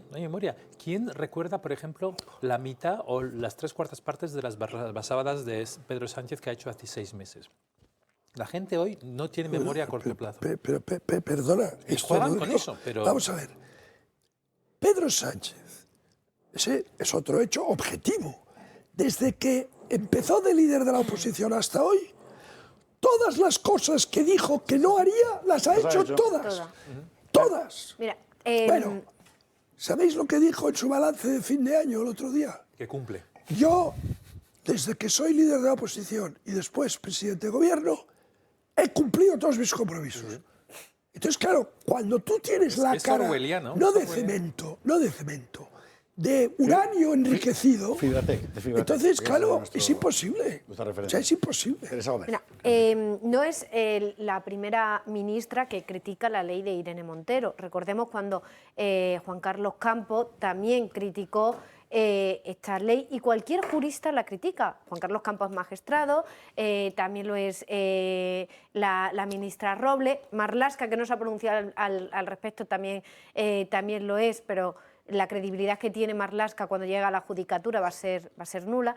Y Juan Carlos Campos también, de hecho hubo un enfrentamiento entre Campos y Montero que se le echó todo Podemos encima y Pedro Sánchez, y Pedro Sánchez le mantuvo en el poder. Por lo tanto, Robles podría haberle dicho, con esa llamada de atención que hubiese recibido, como bien dice Alejo, ¿no?, desde el gobierno, decir, bueno, pues yo no me quiero retractar porque yo opino esto, porque soy jurista y considero que la ley se podría, se podría modificar. Y si me quieres cesar, césame, como luego hizo con Juan Carlos Campos con el tiempo, pero no ni mucho menos por haber criticado esta ley y luego ha sido premiado para ir al Tribunal Constitucional. Por lo tanto, no tuvo ningún castigo, ¿no? Y cualquier persona que conoce las leyes sabe que esta ley es un disparate. Es decir, no conozco a nadie que la haya defendido. Da igual que tenga una ideología de izquierda, que tenga una ideología de derecha. Nadie la ha defendido. Hay 133 beneficiados, violadores y unos cuantos excarcelados. Sexuales y excarcelados, efectivamente. Y ya no es solamente todos los que se van a beneficiar a partir de ahora porque a la señora ministra no le apetece recular y decir me he equivocado y por lo tanto voy a cambiarla. Es que aunque eso pasara en un futuro, que parece ser que no va a pasar, aunque eso pasara, ya los procedimientos que se han abierto y ha estado esta ley en vigor va a beneficiar siempre al reo y por lo tanto se va a acoger a esta nueva ley. Y por ello, aunque el año que viene, que no lo van a hacer, rectificaran o dentro de unos meses rectificaran, vamos a estar durante muchos años viendo cómo violadores y cómo agresores sexuales salen a la calle y se benefician con esta ley. Como diría Pachi López, pues se les vuelve a meter. Mira, esa ley, ¿no? Se les vuelve a meter. Escucha, la ley del sí, la ley de solo sí es sí, en un país normal, ya no digo en una democracia ejemplar, en un país medio normal, hubiera representado la dimisión inmediata de doña Irene Montero. Pues no lo sé, Enrique Calvet. Pero aquí... Si hubiese gobernado el Partido Popular, estoy segura que al día siguiente estaba en la calle el ministro de turno que se le hubiese ocurrido hacer esta ley. Estoy totalmente convencida. La ley sí, también hay que decir que la ley sí está reciente, evidentemente no es asociable a las últimas barbaridades y monstruosidades, o sea, a los últimos asesinatos, ¿no? O sea, tampoco... además, la gente que produce esas monstruosidades ni sabe lo que es la ley sí, o sea, no hacen el cálculo de cómo me van a condenar menos y tal. No, lo que es una chapuza de efecto absolutamente contrario a lo que pretende, vamos, en sí, cosa que no se puede esperar otra del nivel intelectual y de competencia del equipo ministerial que lo hace.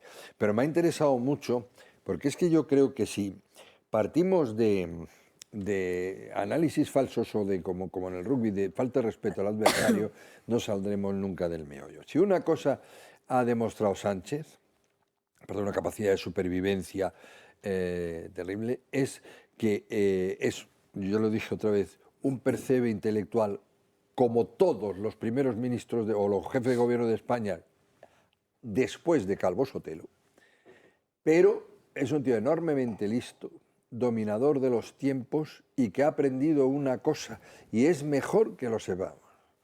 Ha aprendido bien la masa electoral, sobre todo derivada de lo que decía antes, de las redes sociales, etcétera, y sus reacciones. Entonces, no dudemos un solo instante que él sabe perfectamente que todos los engaños que han sido monstruosos y antidemocráticos y totalitarios, como por ejemplo, a mí me quita el sueño esto, todas las cosas que le quitan el sueño las ha hecho.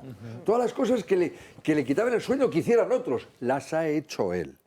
No tiene no sé si ninguno, pero no tiene el suficiente coste político en el electorado como para que le pase factura. Exacto. No tiene ni coste sus político. engaños. Entonces, con esos bueyes hay que arar. O lo recordamos todos los días, o si no, amigo mío, hay que llegar a unos extremos de radicalidad, porque no le van a pasar factura. O sea, el tío dice con toda tranquilidad que ahora mismo en Cataluña se aplica la Constitución y es miembro de un gobierno que ha pactado con la Generalidad no cumplir las sentencias del Supremo. No, pero eso es lo que él llama cumplir la Constitución. A eso me refería con la memoria de pez, que es que hoy en día el público, los electores, tienen unas tragaderas kilométricas.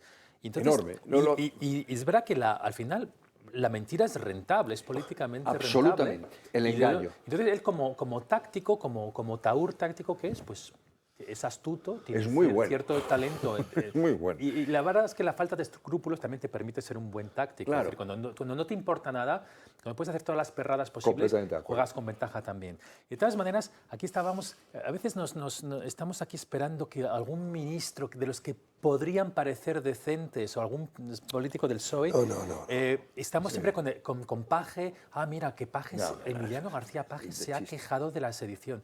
Luego va y la vota. Es lo mismo esto. Es decir, que es solo para posicionarse a nivel comunicativo como una persona un poquito disidente y a los 4 días se traga exactamente lo que ha dicho. 24 horas. Menos de 24 horas. En este caso, Margarita batió un 24 récord. horas. Y así Margarita Robles ha hecho 40. Es patético, para la sedición estuvo ahí en primera línea diciendo que, bueno, es normal que la gente que no se lleva dinero en su bolsillo no sea sancionada de la misma manera. Esos mantras, esas patrañas, una juez los ha repetido alegremente. Si no, ya no podemos esperar nada de nadie en el PSOE. Si es que hablabas antes, Alejo, de dignidad, han transformado en el PSOE en un partido de aparachics, que es que el que se mueve no sale en la foto más que nunca y el que se mueve deja de pagar la hipoteca, ¿no? Hay 3 cosas que caracterizan a una masa crítica elevadísima de votantes. Una, yo creo la mayor, no sabe lo que nos pasa y lo que está pasando y la gravedad de lo que está pasando. No es consciente, 2, efectivamente. no olvida. Perdón, 2, olvida con memoria de pez. Y 3, perdona. O sea, no le da importancia que le engañen. Y dice, no, pero bueno, me suben la pensión. Con eso. Sí, claro, pero es que tus hijos que van a heredar esta Nueva España también importan. Que no tendrán pensión tus hijos. Exactamente. Para que tú tengas un 15% también importa. Esta última parte es interesante, eso que dice, quiero decir, también lo otro es interesante, pero ya me entiendes lo que quiero decir. Es decir, que no consideran como un daño personal una mala gestión de gobierno. Eso es. Y basta pues una dádiva y tal para, bueno, compensarlo, ¿no? Es verdad que me está rompiendo el país, pero bueno, la verdad es que me ha subido la pensión. Bueno, eso refleja la peronización del país es más la peronización. Sí, la están peronizando con cierto éxito. Entonces ya se ha metido la mentalidad de, bueno, pero si a mí me dan una paguita más, si a mí me suben la pensión, con el resto ya, política del avestruz. Que no es un problema de gestión. Es decir, gestiones, las medidas estas antiinflación, que por cierto, a mí en general me parecen bien, mejorables, etc. No, eso es gestión. No. Destrozar un país no es una gestión. Destrozar ese país es una decisión política, a mi modo de ver, criminal. Es decir, fragmentarlo, desguazarlo desigualitariamente, que es antitético a cualquier política progresista, no es una gestión, es una estrategia de destrucción. En esto del perdón que dice Enrique tiene mucho que ver a los medios, la inmensa mayoría de los medios de comunicación, es la inmensa, ¿eh? O sea, aquí somos Numancia, el pueblo de Astérix, y lo estamos viendo en el caso Azud. En el caso de corrupción del PSOE de Valencia, que es descomunal. Descomunal. Sí. Pero Gabriel Serrano nos cuenta cómo lo han contado algunos.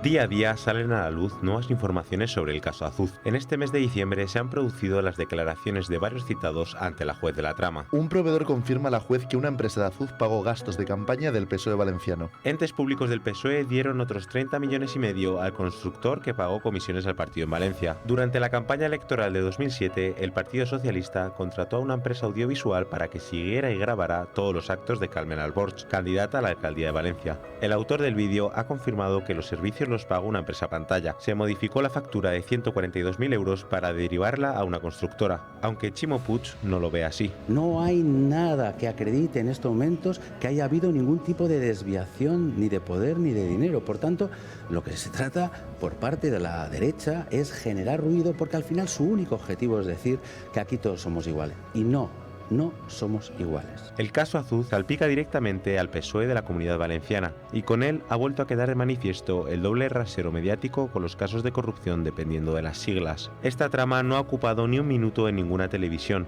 y en los periódicos no todos están informando del caso y algunos de los que lo hacen se posicionan claramente en un lado, a pesar de las informaciones. Ximo Puig sobre el caso Azuz. El PSOE valenciano lo ha puesto todo para que no haya corrupción alguna. El PSOE desvincula a Puig del caso Azuz y defiende su ejemplaridad. Aseguran que las personas implicadas en el caso ya no son miembros del partido, pero los hechos investigados se remontan cuando sí lo eran. A lo mejor influye que algunos medios están bajo el control de Ximo Puig y la Generalidad Valenciana.